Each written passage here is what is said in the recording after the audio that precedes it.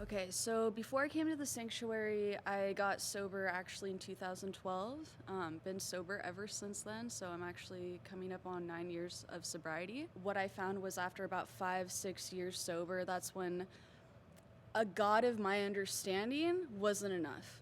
You know, I started falling into the world's understanding, what the world's expectations were. Got into very, very, very toxic relationships, managed to stay sober, and people kept on saying, just go back to AA, just go back to AA, and I wasn't finding an answer there. The state of mind that I was in before I started coming to the sanctuary was, I'm either gonna relapse eventually if I keep on feeling this way, or I'm gonna die because I'm gonna commit suicide. So it was one or the other. Everybody was saying like, oh, sobriety is this happy gold lucky wheel, which is true if you have the right things in it. I wasn't necessarily anti-Christianity, but I was definitely anti-church before I started coming to the sanctuary. I kind of had bad experiences with Christians just judging me and making me not feel welcome, so I kind of assumed that church was all like that. I had some really good people in my life at the time that were Christian, and they never pushed it on me at all whatsoever. They always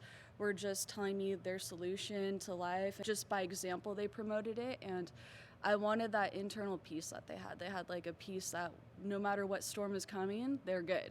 Like they're always good. So that's when I was like, you know what, I'm gonna try church. I'll see how it goes. I'm gonna go church hop and like check out this church and this church and that church. They're going to a different church and they invited me to their church.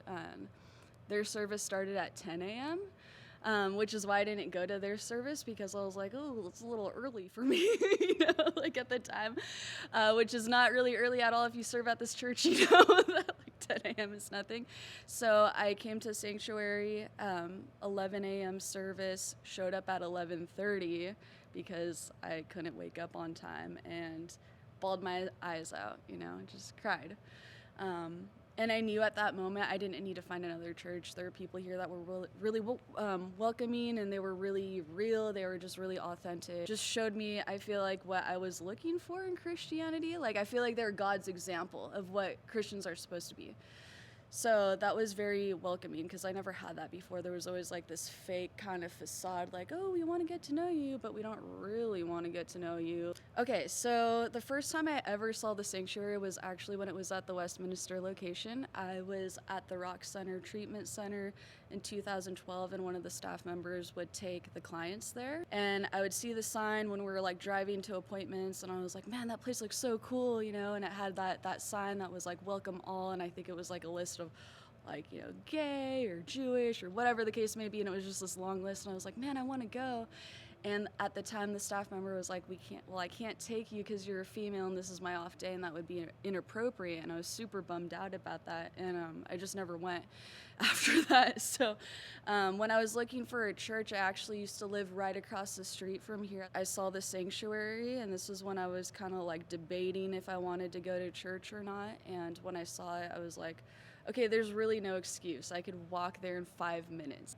Church starts at 11 a.m. There's no way I can't miss that. Still showed up at 11:30, but, you know, I'm glad I did, because I definitely feel like this is like my second home. Definitely say I was nervous. I was very standoffish, so I didn't want to get to know people at first. Like, I liked the comfort of everybody being welcoming and warm, but I didn't necessarily want to get to know people yet, just because I was in such a world of hurt, and I feel like the people that I trusted at that time, that I trusted the most, were hurting me the most.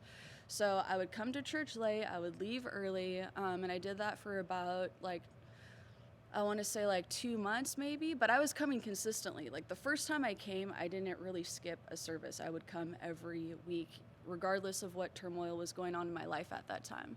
But then I started showing up on time, then I started staying after church, I started coming up for prayer, and slowly I started getting to know the people actually that were here, besides just like, oh, I like your love that you're giving me, and that's it, like, okay, we're done here. And I got really close to people, and felt like I could be really transparent. They encouraged me to just dive in, and I have, and my life has definitely been very full. I'm not going to sit here and pretend like everything's been perfect, because it hasn't, but at least when storms come, I know that I'm anchored. I know where I'm at. I know that I'm with God.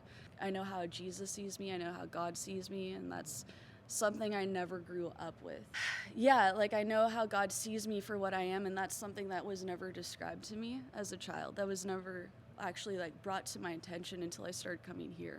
Knowing that, it blows my mind, because like I still don't see me like that, but I know someone else does, and like that person has my back no matter what. Like God has my back no matter what, and even if things are tough, even if things seem rough, like I'll get through it because I have God on my side no matter what. So I actually got baptized here on July 28th, 2019, which is the day after my birthday. I guess it's kind of hard to explain until you actually get baptized in water what it's really like, but it was just like the most refreshing experience that I could ever explain to anybody. I felt like a brand new person, and before I started coming here, I was just into all of the wrong things that are acceptable today to most people. Like it's acceptable to, be on social media all the time, post a bunch of pictures of yourself and, try to get a bunch of likes and try to feel fulfillment in that, and just kind of say these like really distasteful things. Like I cringe thinking about the things I used to say or do, just like as a female, just like the things that I wore that I thought were conservative and they weren't. Like looking back on it now, I'm just like, that's not how God sees me. It's not that I'm shunning anybody. It's just that I was looking for value in the wrong things through people's eyes. And I don't feel that anymore. I'm not saying that's completely gone. It does happen occasionally. But overall, I would say that my experience here has been tremendous. Financially, I'm in an amazing place right now, and it's only getting better every day. Effort in things is full force, when before it was kind of like, what can I get away with not doing? I actually want to be a better person every day in all aspects of my life. My daughter comes here and she's in youth and she loves it, and she was struggling during COVID a lot. She was struggling before, I think, as being a teenager, being brought up in this world. It's insane. All of the exposure that they have that I didn't have, it's insane. So that she's able to be rooted here, and she is always excited about coming on Thursday and Sunday. She's like, Thursdays and Sundays are my most favorite day of the week because I get to come to the sanctuary, so it's beautiful to see her be excited about Jesus and be excited about God and feel that peace that I didn't get to feel when I was her age. So I would describe my church as being super cool, but not too cool, but super cool. Like it's a judgment-free zone. That's what I would say. I think that's the first and foremost, most important thing. It's a judgment-free zone. It's not a pushy place. People aren't going to try to push you here to do anything. They're just going to try to encourage you and enlighten you. And you could see a lot of different people from a lot of different walks of lives and a lot of different stories. And I would just say, listen, just come, check it out. No pressure. But I think you're going to actually like it a lot.